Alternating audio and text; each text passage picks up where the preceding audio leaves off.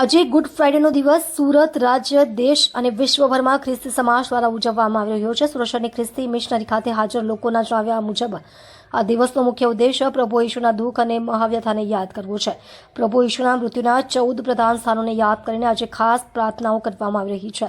ઉપસ્થિત લોકોએ કહ્યું કે કોઈ પણ માણસ એ ન કહી શકે કે મારું દુઃખ પ્રભુ ઈશુ જેટલું છે, કારણ કે પ્રભુ ઈશુએ સૌથી વધુ દુઃખ સહન કર્યું છે। આજ સવારથી જ સુરતની દરેક ચર્ચમાં પાવન પ્રાર્થનાઓ યોજાઈ રહી છે, જ્યાં ભક્તોએ પ્રભુ ઈશુની સામે બે હાથ ફેલાવીને શાંતિ અને આદર સાથે પ્રાર્થના કરી। નમસ્કાર શ્રોતા મિત્રો, આજે ગુડ ફ્રાઈડે નિમિત્તે બધા સંદેશ આપવા માંગીએ છીએ। ગુડ ફ્રાઈડેમાં અમે પ્રભુ ઈસુનું દુઃખ, મહાવ્યથા અને મૃત્યુનું સ્મરણ કરીએ છીએ અને ક્રૂસના માર્ગની ભક્તિ દ્વારા અમે 14 સ્થાનોમાં જે પ્રભુ ઈસુએ દુઃખ વેઠ્યું હતું, એમના મરણનો જે પ્રસંગ છે, એમના 14 સ્થાનોને યાદ કરીને, સ્મરણ કરીને અમે પ્રાર્થના કરીએ છીએ। એ દરેક વસ્તુ, દરેક પ્રસંગ એ અમારા માટે પ્રભુ ઈસુના મૃત્યુ અને પુનરુત્થાનનો જે પ્રસંગો છે, અમારા માટે અમારા શ્રદ્ધાનો સૌથી અગત્યના રહસ્યોમાં છે। આજનો દિવસ ગુડ ફ્રાઈડે બહુ વિશેષ છે।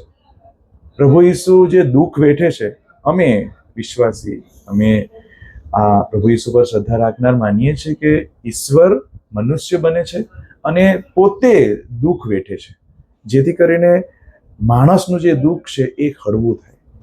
કોઈ બી માણસ એવું ના કહી શકે કે મારું દુઃખ પ્રભુ ઈસુ કરતાં વધારે છે। એટલું બધું એમને આ ક્રૂસના મરણમાં દુઃખ વેઠ્યું, નિર્દોષ હોવા છતાં, કોઈ ગુનો કર્યા વગર એમને એ દુઃખ વેઠવું પડ્યું છે। તો ગુડ ફ્રાઈડે જ્યારે અમે પ્રભુના મહાવ્યથાને યાદ કરીએ છીએ, મૃત્યુને યાદ કરીએ છીએ, ત્યારે દુઃખ વેઠતા આજના જમાનામાં, આજના દિવસે દુઃખ વેઠતા લોકો માટે અમે પ્રાર્થના કરીએ છીએ।